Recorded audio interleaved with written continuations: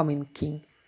At the end of this video, please do leave a like, a comment, subscribe, and also share this video.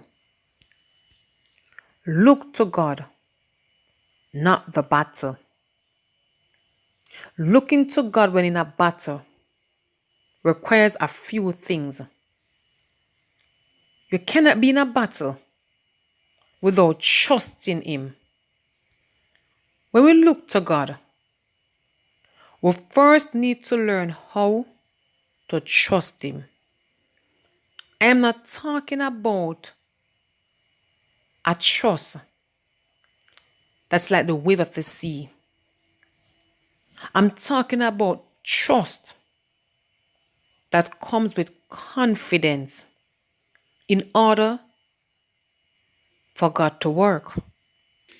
And He can only work when our confidence is firm in Him. Let's look at Micah 7 verse 7. And it said, "But as for me, I will look to the Lord. I will wait for the God of my salvation. My God will hear me." This is the kind of confidence we need to have in God. To know that when we are faced with a battle, and when we go to Him, He will hear us. When you are faced with a battle, make sure there is room in you to invite God in the battle. Don't look at the battle. It is not who is against in the battle. It is who is with you. In Psalm 121, the psalmist said, "I will lift up mine eyes unto the hills. From whence cometh my help? My help cometh from the Lord, which made heaven and earth. He will not suffer thy foot to be moved. He that keepeth thee will not slumber. Behold, he that keepeth Israel shall neither slumber nor sleep. The Lord is thy keeper. The Lord is thy shade upon thy right hand. The sun shall not smite thee by day, nor the moon by night. The Lord shall preserve thee from all evil. He shall preserve thy soul.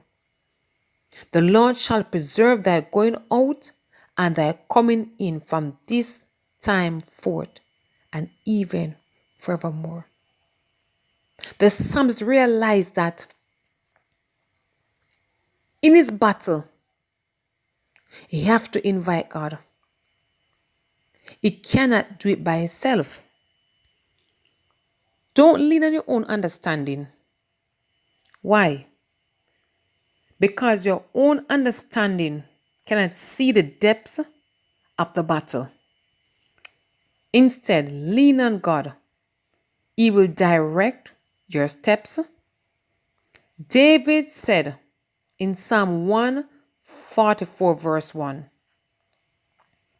"Blessed be the Lord my strength, which teacheth my hands to war and my fingers to fight."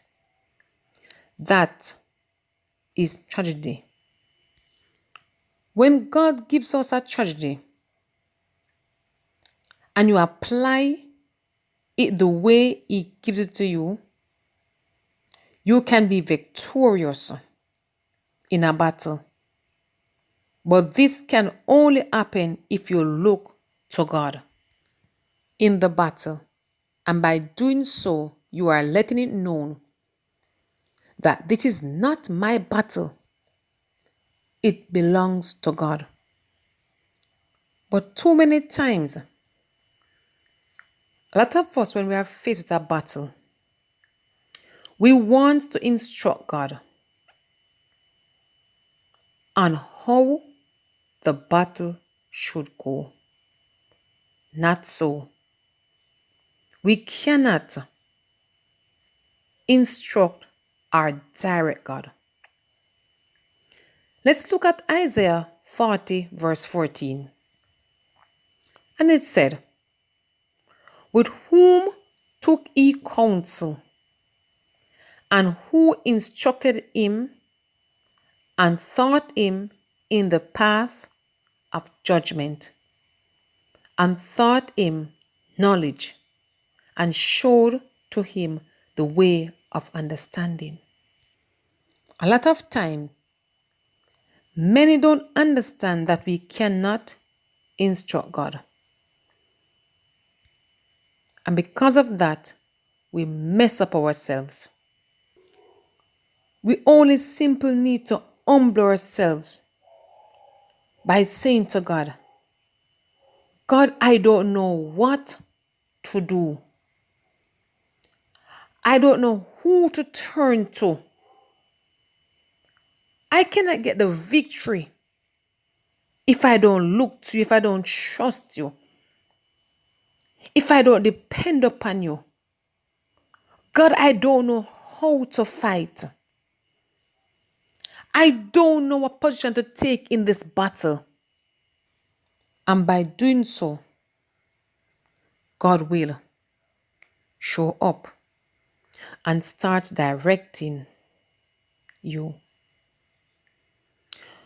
Now, when the children of Israel met up with the sea ahead of them and Pharaoh's army behind them, they turned on Moses and said, did we not tell you in Egypt, let us alone, that we may serve the Egyptians?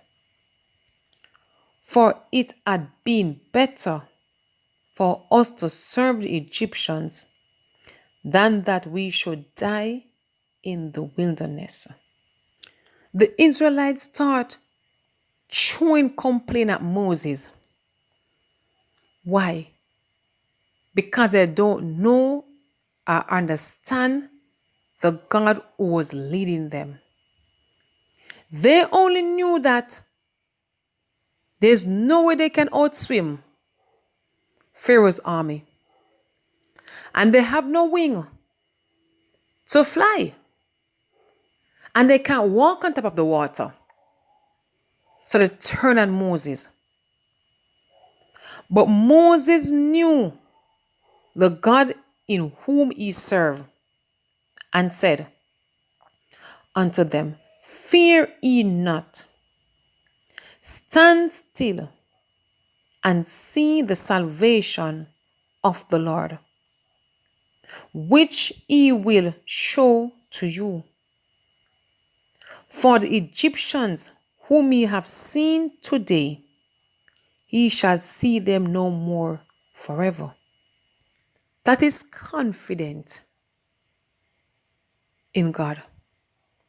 Moses knew that God will deliver. And he will stand by his word. He goes further and said, the Lord shall fight for you, and he shall hold your peace. Then Moses cried to God, and God gave him instruction. When we don't have a personal relationship with God, and we are faced with a battle, we start to murmur. We start to grumble. We start pointing fingers. We start coming up with a lot of ism and schism.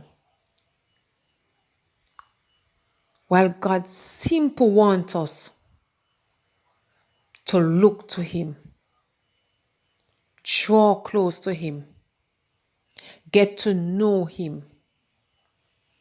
That's when you're faced with a battle, you know how to take instructions. Never enter a battle as if you are the captain of that battle. Let God be the captain, and it will be well with you. Let's look at Joshua in Joshua 6. When the Lord wanted to destroy Jericho, he gave Joshua an instruction. In our sight, it looks stupid. It's not there in the Bible, but maybe Joshua was saying, what is this God is saying to me? I am to walk around, just walk around. Sometimes God give us some simple and some stupid looking instruction. And we stop to think, is it really God? How is this going to be possible when I do this silly thing? But Joshua took the instruction and he carried it out. You can just imagine you're facing with a problem, or you're in the midst of your battle, and the Lord said, hold your peace. Just walk to and fro for many days. First day, when you came back, the Lord said, I will talk with you tomorrow. No, just imagine. The second day is the same instruction. Just march. Not a sound. Nothing. Truth to be told, it will look stupid to many of us. We will mock and we will jeer. It will look stupid. To just march. When I have my sword in hand, when I have some stones on the ground to throw, and some big sticks, it looks stupid. But Joshua held on to the instruction and he told the people how the Lord wanted them to proceed. And they did so. First day, nothing. Second, third, fourth, fifth, and the sixth day, they just march in silence. How many of us would hold our peace and march in silence for so many days? We will want to see Jericho wall come down. We want to see God tear it down now. But remember, God do things in his own timing. Not on our time. God do things at times to confuse the enemies. Let the very enemies laugh at us. Yes, man. May sound of what is true. Our enemies just laugh at us and we will want to see God take them down.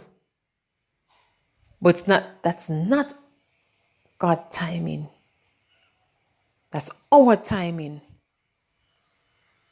When God showed up, he well showed up.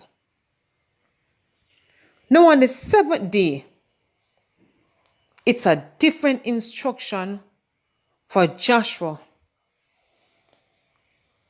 They're going to go now with a shout. Our shout in the spiritual realm can make a difference. What type of shout do you have? Whose army are you in? What kind of weapon do you carry? Do you carry the weapon of God? Ask ourselves this question. Can I be in God's army and take instruction when I'm in a battle in order to come out victorious? Now when Joshua and his men marched around the city the first 6 days, They march one time each day. But on the seventh day, the Lord gave a different instruction on how to march. This time, they not only march one time, they go around that city 7 times. The enemies on the inside, we cannot imagine how they were laughing at them. They mocked them. I cannot imagine. Maybe they were there shouting and saying, look at the idiot. Look at the idiots. Marching around, marching around. And we're safe on the inside. Nothing that's happening. Go away, go away. Can you imagine? But when the priest blew the trumpet, Joshua said unto the people, shout, for the Lord had given you the city. Only Rahab, the harlot, shall live. When God is in your battle, you don't need to fight. When God is in your battle, you don't need to look at your opponent. When God is in your battle, you don't need to look and question, how am I gonna overcome? How am I gonna get over? How am I gonna come out? We don't need to look at all of that. Any battle that God is in, we're safe. So stop looking at the battle, but look to God. The Hebrews boys, they could have bowed when they were faced with a fiery furnace condition. But they looked to God instead of the fire. When Daniel was faced to be thrown in the lion's den, Daniel looked to God instead of looking to the lion in the den. That's a confidence that we need to have in God. Stop instructing God how you want the battle to go. It doesn't work that way. It cannot work that way. Also, do not enter into a battle with baggage. When Goliath came wanting to defile the army of God, everyone feared and trembled. But little David know the God he served. No one know that David had a relationship with God while he was tending to his father's flock. No one knows. And David stepped up to the pace. He stepped up to Goliath.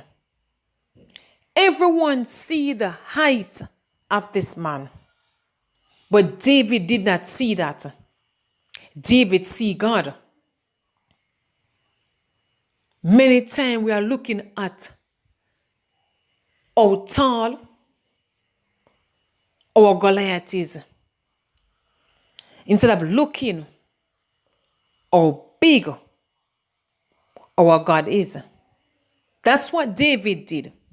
He looked and he know and see that God is big. Much bigger than this uncircumcised Philistine that is named Goliath. So David stepped up to the pace. Many times we lose our battle. Why? Because we keep looking at the battle. So before we enter, we lose out. If we just give God the battle, look to God, we will be victorious. Now when David stepped up to the pace to challenge Goliath, they start to put on things on David that he have never proven before. When you're going to a battle, if you know that the battle requires praise, do not go to your bed and sleep and say it is well. No. David took off what they put on him and said, I have not proven these. If you know to prove God through your praise, do your praise. Don't put on something else that I have never proven before. If you're unsure, ask, seek for instruction. In the book of 1 Samuel 30, when David's men came to Ziklag on the third day, that the Amalekite had invaded the south and Ziklag and smitten Ziklag and burned it with fire, and had taken the women captives that they. And while they took them, David's wives were numbered in that raid. Now David and the men, they wept until nothing was left inside of them. They weep before God. The word of God said David was great distress, for the people spake of stoning him. He was their leader, because the soul of all the people was grieved, every man for his sons and for his daughters. But David encouraged himself in God. They want to stone David, but he started to look to God. Here is this young man faced with a battle. His own people want to stone him. Remember, no? They also took his wives. Not only the young other men, wives and family, they took David's wife also, yet they want to stone him. But what did David did? He inquired at the Lord, saying, shall I pursue after this troop? Shall I overtake them? And he answered him, pursue, for thou shalt surely overtake them, and without fail recover all. That's what we are talking about. This is what God is looking for. Don't jump into battle without inquiring of God. And when we inquire of the Lord where the battle is concerned, wait for the answer. Wait till instruction is handed. And when you got the instruction, then you can move. You will know how to face a battle. You will know what you're up against. But if you should just get up and start to pursue in a battle without instruction, we are nothing but a dead man, because we will not know what is ahead of us, if we will able to make it out alive or not. None of us will know without the eyes of God. Remember, the eyes of God watch all over this earth. He sees things that many of us will never behold with our natural eyes. Many of us. He sees far and beyond. So I'm going to encourage somebody. Don't look at the battle. Look to God. And by looking to God, you will better know how to face the battle. You will better know how to position yourself in the battle. Never try to go before God. He is your captain. Let him be your captain if he's not already your captain. I really want to encourage somebody and encourage you again. Stop instructing God on how you want to see the battle play out. That's how many of us don't fall. We want to see it play out in black and white, while God will have it to play out in full colors.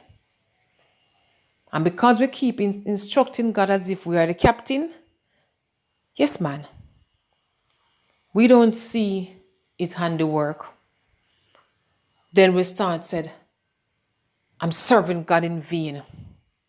I'm walking with God in vain. God not doing nothing. It seems as if this and it seems as if that is happening. And we blame he, she, and the old lady. But my friend, my brother, my sister, let God be in control.